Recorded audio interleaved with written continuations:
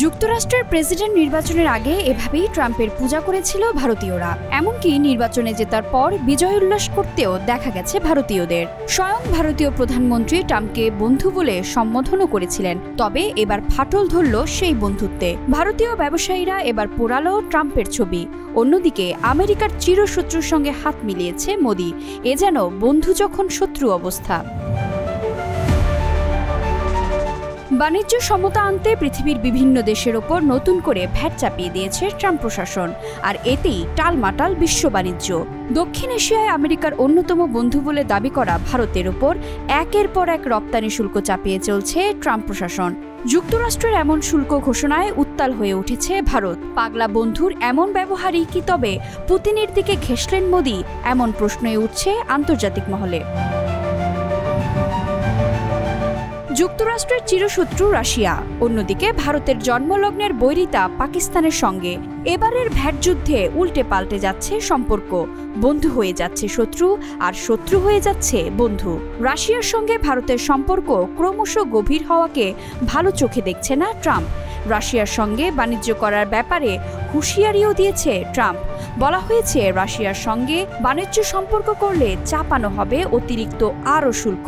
এমনকি চিরবৈরী পাকিস্তানের সঙ্গে সম্পর্ক দৃঢ় করার বিষয়টি ক্রমেই স্পষ্ট করেছে ওয়াশিংটন। পাকিস্তানের খনিজ তেলের প্রতিও আগ্রহ জানিয়েছে ট্রাম্প প্রশাসন। আর এতেই উত্তেজনার পারদ তেতে উঠতে শুরু করেছে উপমহাদেশের রাজনৈতিক এবং কূটনৈতিক মহলে।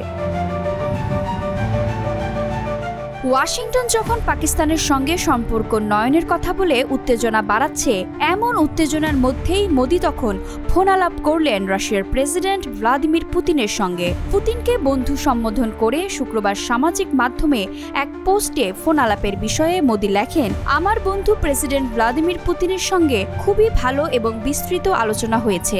ইউক্রেন যুদ্ধের সর্বশেষ তথ্য জানানোয় আমি তাকে ধন্যবাদ জ্ঞাপন করছি। ফোনালাপে আমরা আমাদের দ্বিপাক্ষিক বিভিন্ন এজেন্ডার অগ্রগতির পর্যালোচনা করেছি। ভারত ও রাশিয়ার বন্ধুত্ব ও কৌশলগত অংশীদারিত্বকে আরও গভীরে নিয়ে যাওয়ার ব্যাপারেও আমাদের আলোচনা হয়েছে। এবছরের শেষের দিকে পুতিন ভারত সফরে আসছেন এবং তাকে স্বাগত জানাতে আমি খুবই আগ্রহ নিয়ে অপেক্ষা করছি। চারিদিকে যখন এত উত্তেজনা, ঠিক তখনই যেন ভারতের উপর মরার উপর খাড়ার ঘা হয়ে দাঁড়ালো। ভারতীয় পণ্যে 50% শুল্ক আরোপের পরই ওয়ালমার্ট, অ্যামাজন, গ্যাপ সহ যুক্তরাষ্ট্রের বেশ কয়েকটি বড় বড় প্রতিষ্ঠান ভারত থেকে পণ্যের অর্ডার স্থগিত করেছে।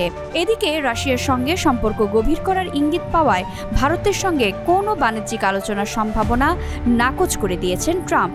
এদিকে এমন পরিস্থিতিতে প্রধানমন্ত্রী নরেন্দ্র মোদি শুক্রবার উচ্চ পর্যায়ের বৈঠকে বসেছেন বলে জানা গেছে। কেন্দ্রের একটি সূত্রে জানা যায়, মার্কিন যুক্তরাষ্ট্রে রপ্তানি করা পণ্যে 50% শুল্ক আরোপের কি প্রভাব দেশের অভ্যন্তরীণ বাজারে পড়তে চলছে তা খতিয়ে দেখতে চাইছে নরেন্দ্র মোদি সরকার।